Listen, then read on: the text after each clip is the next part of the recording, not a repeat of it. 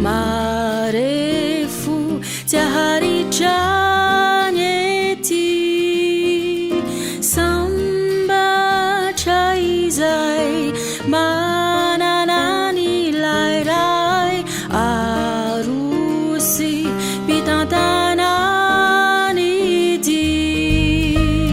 sambatra ireo zay miankina amin'ny ray sandry maheliny jito sambatra fanjara ambina miadana tsy resiny zay manjo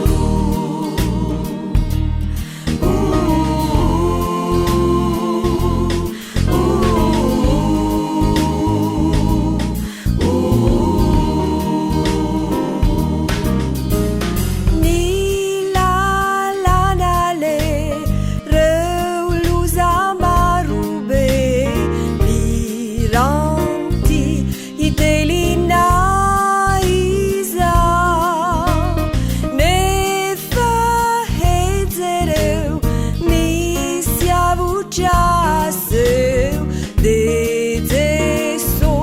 no mena wai swana sambatra ireu zanyankina ammenilai sandri mahelini citu sambatra fanjara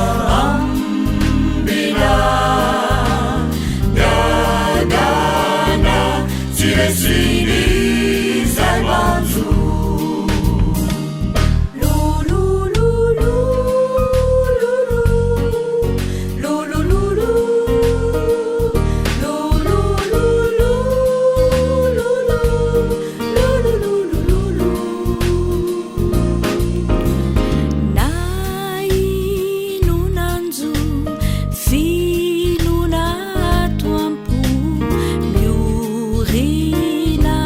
Mama kasih mangi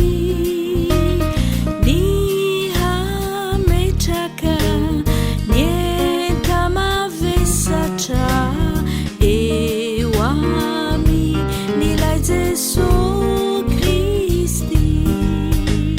sambatra ireu zanyankina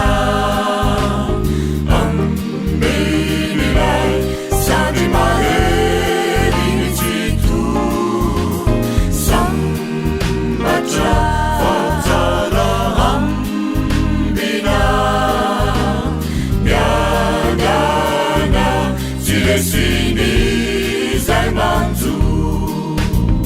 sambatra ireu zay miankina ammenilai sandry maheliny jito sambatra fanjara ambina